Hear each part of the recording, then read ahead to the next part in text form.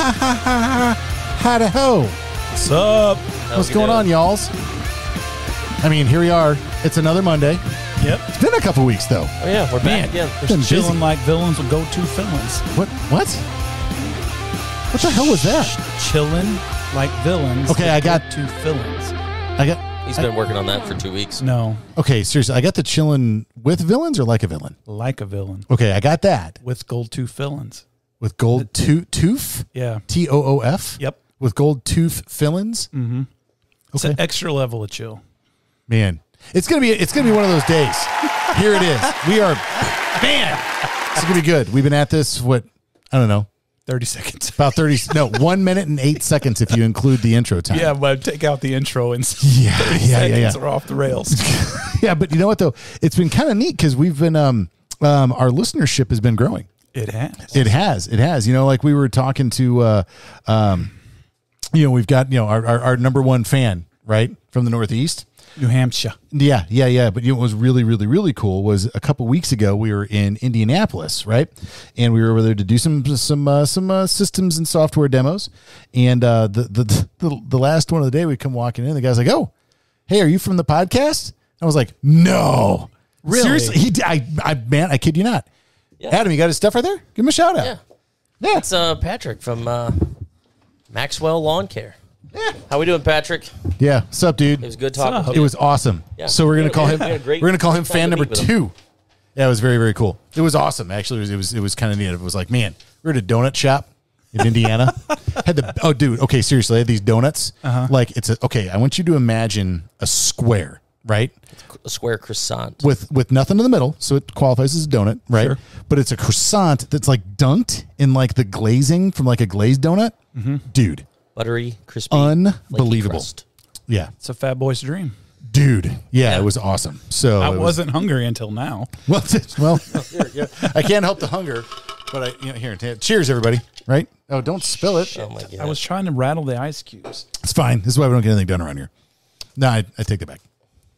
It's fine. Speak for We yourself. don't get anything done around here because we suck. But So there's that. No, all right. You know what though? All right. So we're going to talk to the people. We're going to do today. We're going to talk about some stuff that we've learned from talking to folks over the last couple weeks. We were in Indianapolis, and then we were in Kansas City, metro and then, area. Yep. And then heading to. We're supposed to head to Cleveland tomorrow, but the weather's going to super suck, so we're going to probably not go. But that's fine. Yeah. That's fine. So yeah. All right. So where do we want to start? We want to start in Indianapolis. Sure. Okay. Yeah. So talk to a handful of contractors in the Indianapolis area. Which you know what? This is a good minute to mention that auditing this from a distance and away from the microphone is Kristen. Can you yell and just say hello? Hello. There it is. It'll be. It's a little bit. Yep. She is new to the team here. She's learning. She's picking up stuff. What's going on? If you call and happen to chit chat with me at some point, you will definitely talk to Kristen.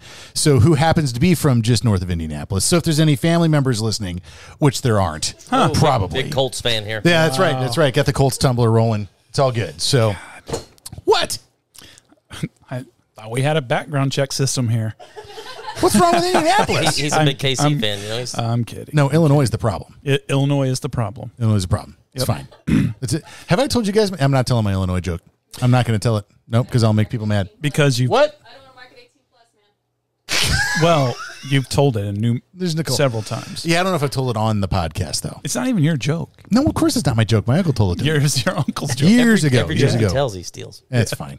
Anyway, all right. So Indianapolis. So you know what I think was kind of the big takeaway was we talked to contractors big and small, right, all across the country, and trying to help everybody be better at snow. We want to be better at snow. We want to help everybody else be better at snow, and we've had in the last few weeks, we've really had sort of a surge of being able to talk to some of the smaller contractors out there.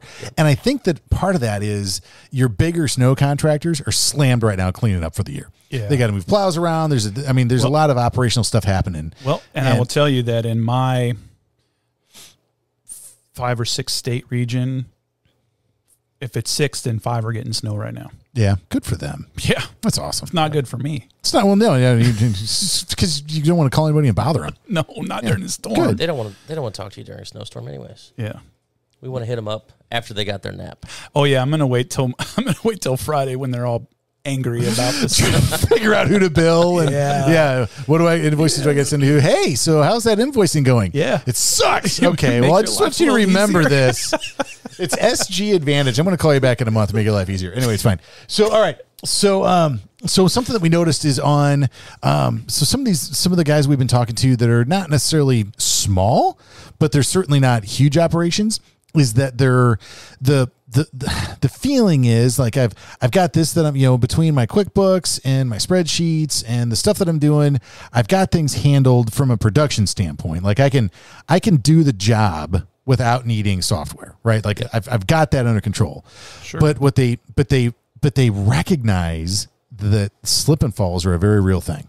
Yep. And they recognize that they need to be, that they probably have a contract, but it might not be spectacular. And so we've kind of had this push, if you will, for just contracts package. Right. And again, we don't want to turn this medium into a sales platform. So I'm not doing that. So before you change the station or hang up, I'm not going to tell you what we've done to make this good for you. I am going to say that we're awesome. That's SG Advantage. Shameless. Yeah, there it is. Shameless. Okay, so moving on. That's the one. So whether you're going to work with us or anybody else, something that you should do is you should get yourself the information that you need to have to do business, right? Which, if you're listening and you're still listening, you may not even know what that means, which is why you're listening. Right. So let's talk about that, right? So you need to have at least 3 different contracts for snow for your customers. The first one is your standard contract. This is the one that goes to your customers on regular old properties, right? No problem. That makes a lot of sense. The other thing you want is a contract that has some extra protections for you for high risk properties. I can say that word now. What's that? High risk? No. Indemnification. You just didn't do it right. I know, but the second time I did. The second, well, that doesn't mean you can do it right. Do it right now. Indemnification. You'll get there. Nice. That was pretty good. I've had to rehearse that in the shower for weeks. We didn't care about that. Dude. There's you know what? Out of all the words I can say, that one's hard. No, shower? Seriously, that's weird. Indemnification. There you go. You got it again. Nice. All right. So seriously, so you want to have something that's going to give you some additional protections on high risk contracts. So, all right, you guys, what do you think is the most risky contract you can have from a snow and ice perspective? Like as far as category of property? Yeah. A hospital. Nope. Try again. I would say anything with elevated surface. Nope. This is a trick question. It's not a trick question.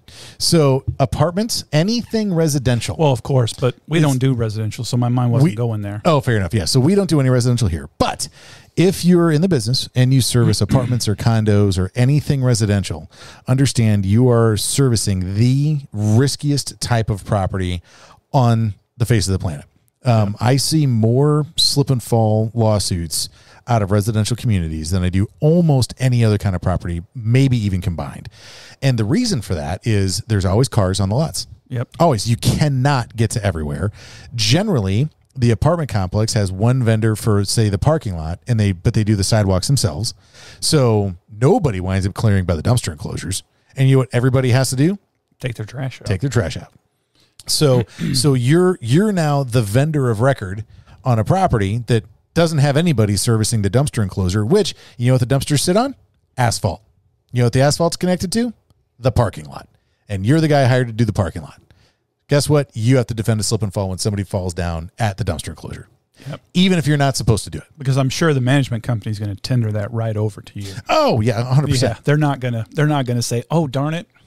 We'll take care of this." Oh man, gosh, looks like our guy screwed up. We should go ahead and pay this bill. Yeah, no, that doesn't happen. Yeah. So if you service residential properties or communities, you absolutely have to have a contract that is clearly defines what you're supposed to do, what you are not supposed to do, when you're supposed to do it, when you're not supposed to do it, and if there are other things on the property that you don't do, who is responsible?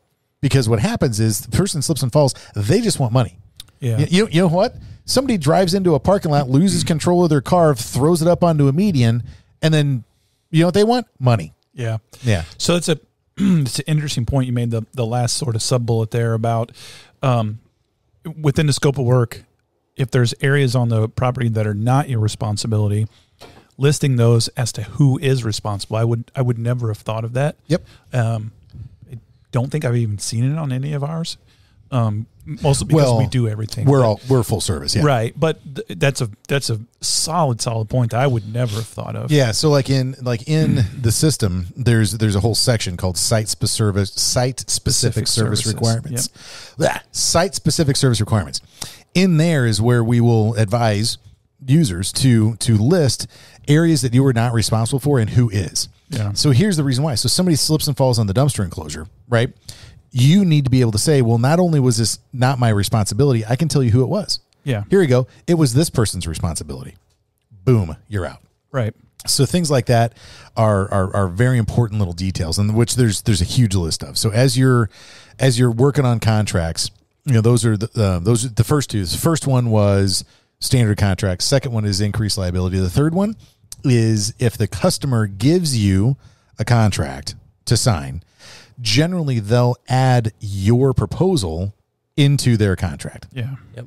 The issue is their contract is drafted for, construction or HVAC maintenance or parking lot maintenance or pest control or any other vendor service that they could possibly think of. They have the same contract. They just boom, plop the proposal on there. Yep. Okay.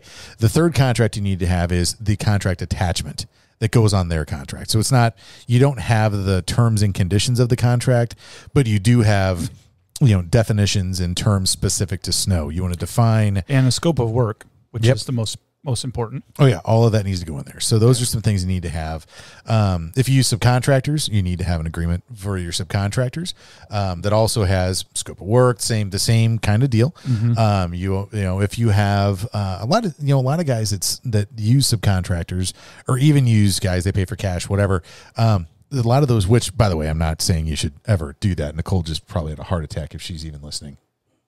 She's not listening. Okay. If she was listening, she'd have come out of her chair. Anyway, it's fine. She's not listening, but Kristen is frowning. She's like, yeah. So with that, if you have people that are doing work for you and you give them equipment, so let's say they come use your snowblower, they're going to use your box plow, they're going to use your truck or your whatever. You want to have some type of agreement that it governs that arrangement. Yep. So let's say that that person takes that snowblower and picks up a rock and throws it through somebody's windshield, or worse yet, somebody gets hit in the face and goes blind because they got a rock to the eye out of a snowblower. Well, whose fault is that? Is it their fault or is it your fault? It was your snowblower. Yeah. You're going to get named in that. So there's, again, there you go. Boom. There's another agreement you need to have. So that's something, whether it's us or somebody else, absolutely have your agreements in place. And if possible, with those agreements, work them out with a contract attorney that writes contracts and understands contract law.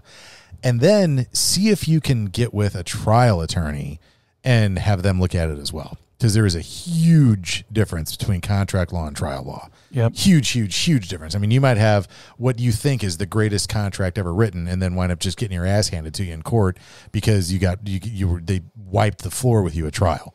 It's funny you say that because I spoke to somebody recently. I don't remember where they were, but he said, I'm not really concerned about slip and fall litigation. And I said, why? He said, my attorney has written a contract so perfect that I have no liability whatsoever on any of my properties. I said, all right, man. Sounds to me like you're good to go then. You have a great day. Yeah. Well, so here's the thing. So, okay, think about that for a second. So do you know why you go to trial? Because there's a disagreement about the contract. There's disagreement. Exactly. Yeah. So your contract may spell everything out perfectly, and your customer says, well, that's not what I thought it meant. Bam. Material disagreement of fact. Right. When I'm talking to guys on the phone, that's usually one of the major pain points that we talk about. And the difference is because 50% of the guys, kind of like you said, I've got a lawyer that drew that up. And then the other 50%, when I say, well, your trial lawyer is not going to be the same as your contract lawyer, they go, like a light bulb went off.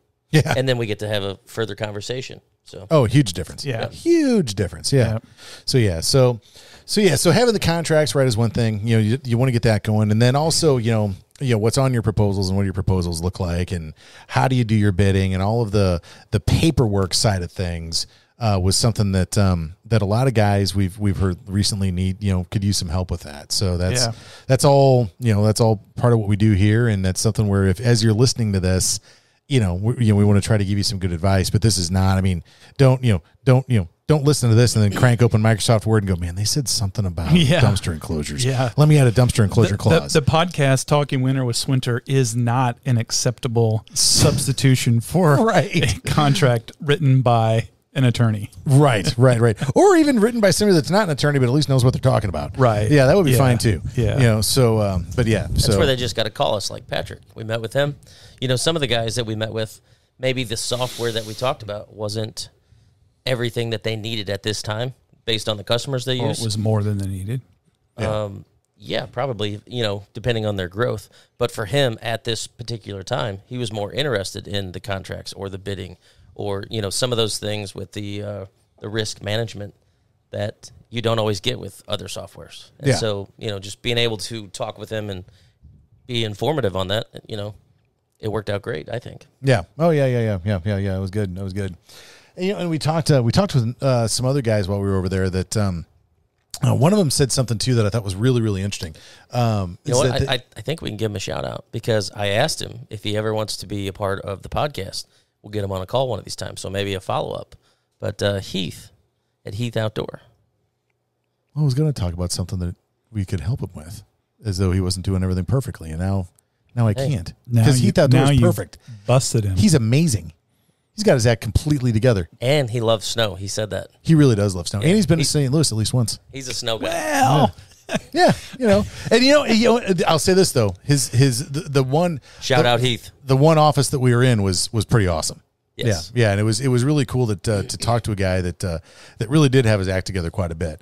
The one thing that he had mentioned that was interesting was how he just because everywhere you turn, you've got you're just getting inundated with advertisements and everything for GPS tracking and for photos and customers that say, oh, I'm not going to pay you unless I know you were there and blah blah blah blah blah, and how we had the conversation with him about why GPS is bad and why photos are bad. These are things that that if you don't do it right can really come back and be a problem later. That we don't need to get a ton of time on that. If you're currently using GPS and you're also logging photos of work and you're curious why it is that's not good, give us a call. Call here 314-260-4352. Again, 314-260-4352. You can ask for Kristen. Well, I mean, you could. I mean, it's going to go to my direct line. Which actually I should send to Kristen. That would be more fun. I'm just putting her on the spot, That'd be more fun. Be like, you know what? I'm not answering my own phones anymore. No, I'll probably answer my phones at least for a little bit. It's fine. But yeah, no, that's something where, if you're, just willy-nilly taking pictures and using GPS, we should probably chat. if the customer says, I'm not going to pay unless I know you're here, you say, okay, fine. Just go look at your curb lines. Right. Yeah. You'll know if there's salt there. It's fine. So, yeah, but yeah. So no, Heath was definitely cool. I think we had a good trip in Kansas City, and we did. Man, it's already 19. No, that was Indiana. So now I'm going to jump over to Kansas City now. Oh, okay. Jump over to Kansas City. You were. No, I know because I you know what, I segued before I knew I was going to reminiscing. segue. Don't take that away from us. We were reminiscing. Yeah, it was a it was a combination reminisce pre-segue. It was monumental. Right on. A pre-segue. You probably didn't have the same experience in Kansas City. I did not because I wasn't in Indianapolis. That's right. So I could not have had the same experience. Nope. But we did. We left Kansas City with some good info on what some things that we learned, what guys are looking for. And I would say that we talked to, What are they looking for? I would say large, medium, and small. Would you agree? Yeah, completely. Or maybe small would be ultra small, but yeah. I mean, all sizes. yeah. What are we talking about? And Companies? the larger company, I think the main thing Jason that in the shower. the main thing that they were two main things they were concerned about. One was, we always talk about how SG Advantage and what we do here, it's mostly driven by trying to insulate companies and people and their families from the effects of a slip and fall lawsuit, right? Because you're not going to not get sued, but we just want to try to insulate you. And it was during that part of the conversation where the owner of the company happened to come in. We were talking to the ops manager at the time. The owner happened to come in and said, "Really? We had 3 or 4 of those blankety blanks a year." Yeah. Yeah. And well, and I think that also comes with the size of your company and the types of properties you're working on. You know, if you're working on large HOAs. commercial, you're going to get slip and falls. It's only a matter of time. HOAs, it's only a matter of time. Right. You're going to get them. And if you do a bunch of work, you get a bunch of claims. So yeah.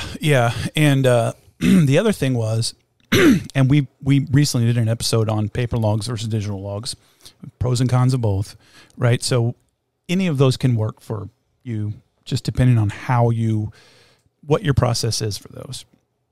But I think one of their pain points was managing the amount of subcontractors that they had to manage on paper. yeah. Oh yeah, no, completely. Well, and these guys, And the same can be said for their material usage as well. Yeah. I think that anytime so there's sort of a very common theme that I hear is, now we do everything on paper, but you know what? The paper works. Yeah. And it has worked for them for a number of years. And there's, and at the end of the day, they, that's what they have insurance for is the next thing they say. Yep. Yeah. Well, that's why I have insurance. The trick with that though, is that if you're running into issues with subcontractors and paper tracking, and that's what you have insurance for, you're going to find yourself in the excess market, and you're going to be paying, a lot more for your insurance than you need to be. But yeah, I mean, I think that there is a tremendous amount to be said for streamlining the contract and crew tracking subcontractor process. And even if it's not streamlined, tracking the appropriate data so that when you have a slip and fall, you have everything that you need for that. Right. Because tracking it for billing purposes is fine. Can you mute me? Yeah. Muted. Oh, he's got to sneeze. There he goes. Wait. We got you on the other mics. Bless you. Another one. Then one more. Come on. No. Number 3. All right. You're done. Stop it. Gesundheit, God bless you. All right. No, you're muted. You got to just yell. Hey! Yeah, there you go. There you go. See? All right, fine. I'll unmute you. There you go. You know what? Hang on real quick. Quick segue. Not segue, just side note. You know why I can mute you? Because we have a fancy-ass panel here. We do. We do. Here in the recording studios at Swinner Group's World Headquarters, That's where right. it is as bright as the sun. You know what? It's dimmed a little bit here now. Like, seriously, we're only like 25% power in this room. Jason works in the dark. Yeah. Literally, if nobody else comes into the office, I won't turn the lights on. Well, okay. I do that at home a lot. Yep. Yeah. It's fine. In fact, Adam sometimes will even go along with it. But when our ops manager Kyle comes in, lights come on, blinds are open, And then Jason's like, yeah, exactly, yeah. So back on track. So tracking that the important data for billing purposes is fantastic. You have to make your company run, and you want to make money and continue to grow and thrive. But tracking the appropriate data that you can have at your fingertips when a slip and fall gets tendered to you, it's a big deal. that's kind of amazing. That's a big deal. Well, and then the other thing too is it's one thing to be able to track that and have the information handy. And at the end of the day, I mean, there's, whether it's us or anybody else, there are a lot of choices out there of programs and software that will give you who was where, when were they there, what did they do? I mean, let's be honest. I mean, that sort of technology has been around for decades. I mean, there's nothing new about that. Sure. I think the trick is having somebody in your corner that can decipher that information and help you understand what's going on, and then most importantly, work with your insurance carrier so that claim doesn't spiral wildly out of control. The next thing you know, you've got a several $100,000 or potentially $1 million, $2 million, $3 million, $4 million claim on your loss runs. I mean, What's the biggest one you've ever seen? In terms of judgment, or Like a Yeah, hike? dollar amount. I know there was a big one recently, semi-recently, with the refree situation. So there was one in the Chicago area that an attorney we were working with told me about. A colleague of his got I want to say an $8 or $9 million verdict that came back with a jury. Yep. But I wasn't personally a part of that one. I don't know what it was. Okay. The biggest one that I've personally seen come through was just over $4 million. Okay. Yeah. And what's a typical umbrella policy? 3 to 5, somewhere in that Well, it neighborhood? depends on, but that's even if you have an umbrella. But If you have an umbrella. But yeah, it'll be in that range. So the point I'm driving at is 3 to 5, maybe $8 million judgment. You have 1 to 3 to 5 of an insurance. The rest has got to come from somewhere. Yeah, and so for most companies that don't carry an umbrella, you're going to have typically $1 million worth of coverage. So a lot of guys hear that I've got $2 million because they've got a $2 million aggregate. That's not per claim. Nope. So you've got $1 million worth of coverage. If you like, for example, if you have 1 million, 2 million, that's $1 million that you really have.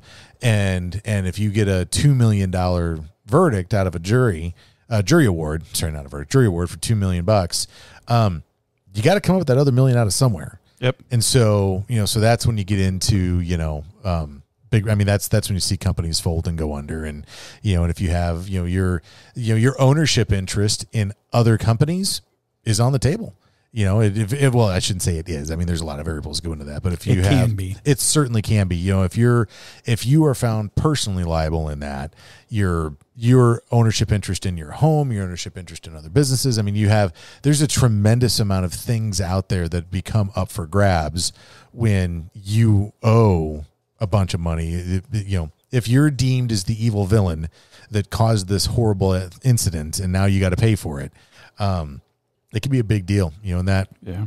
Yeah, and so that one that I was talking about that was just hovering around that $4 million mark, the contractor did a horrible job. I mean, I will say that. I mean, I don't think that the money was anywhere near what it should have been, but it was definitely the contractor's fault. So but I think contracts are a big deal. I think understanding what in the contract is a big deal. I think understanding what to look for is a big deal, and I think that we've seen pretty consistently through people that we talk to all over the country that they're not confident that their contracts are right. Yeah. Contracts that I see that come in on the expert side doing litigation work, they're not great, and so I think that's a big deal. I think that's kind of been the theme of this one here. I think we could even call this the contract episode. Yeah. We could. Yeah. Yeah. And we could, there's some other things up there that we should talk about in a different episode. We should do episode. in a different episode. You know why? Exactly. Because now we can say contract on this one. And then when Nicole is working with putting them up places, right? She doesn't have to be like, well, what the hell is in this one? Yeah. And then listen to the whole damn thing. We have to listen to the podcast to know what's in the podcast. That's right. The ACA was actually in the news this morning, evidently. It's election season, so Of course it we're is. going to kill off all of our old people, and everybody's going to lose their health insurance, and we're probably going to go to war. We're definitely going to war. Unless you vote for the other guy. That's right. Yeah. Any other guy. Because everybody's going to say the same damn thing. Hey, but you know what? When we first started this thing, that Richard Pryor movie where he had to spend so much money in a certain amount of time. Dude, Richard Pryor, how old are you? Bruh. 50. Yeah. No. Do you even know who Richard Pryor is? Yeah. Really? Yeah. I'm impressed. He was Okay. on TV. I mean, I forget the name of the movie. No. That's Richard But there's a Nixon. movie where he has to spend a certain amount of money within a certain amount of time. Brewster's Millions. That's There you it. go. Yeah. Nice. Yeah. It's because she's from Indiana. And so he launched a campaign called None of the Above, and he literally got the words None of the Above on all the ballots. That's awesome. Yeah. Yeah. He spent a lot of money doing it too. hey, this is off topic, but when are we going to do a podcast that you can host and talk to us about, like history and the Civil War, all your podcasts you listen to? Dude, And there's maybe so you can many educate history some people. podcasts out there. None of that has to do All right. none of that has to do with snow and ice I know. removal. Okay, homework. Are you familiar with what a snow roller is? A snow roller? Yeah. No. All right, history buff, check it out. you will be fascinated. And in this business, you Somebody should know. dealing with cocaine or what? No, well, I mean, maybe that might be the modern day term. Ski slopes, maybe. I took my cousin for a plane ride last week, and we did a high performance takeoff. Right, and I was like, "This is how you got to take off when you're in the jungles in Colombia, running coke." And he's like, "What?" I'm like, "Nothing. It's fine." Anyway, but no. So like, but no. So what was, we started the podcast and said our listenership is up, right? So like we've got. So I think a few months ago, like we've been hovering 50, 100 downloads a month, right? Mm-hmm. Take a guess what our monthly unique downloads is right now without looking at my screen, cheater. I can't see that. Oh, fair enough. But you did tell me earlier. Yeah. 370. What? 370 monthly unique downloads. You know what? And our subscribership is on the rise, although it says it can't tell us how many we have because it's just a guess. It's on the rise. You know what's really cool about that? You mean other than the fact that people actually listen to this in the thing? past 8 weeks, I think I've sent 6. You've sent 6 160 emails, and every one of them had a podcast link in it. Nice. Nice. Well, hopefully this is doing good for some people. Yep. So you know what we're gonna do right now, though? Bye. Yeah, we're gonna call it for this one, and we're gonna say this was the contracts / slip and fall episode. Man, hey, so seriously, y'all, thanks for listening. We really appreciate it. All 307 of you that downloaded something this last month. That's awesome. We appreciate it. Anyway, have a great one, man. Hopefully you'll stay. Check out the next one. It'll be coming out Tuesdays and Thursdays are when these things come out now, when we've got content to send out. Weeks we don't, there's nothing. Because, we don't get paid for this. We're doing it for fun. And to maybe even give some good information out. Woo! 10 seconds. Gotta go. Love y'all. See ya. Bye. Bye.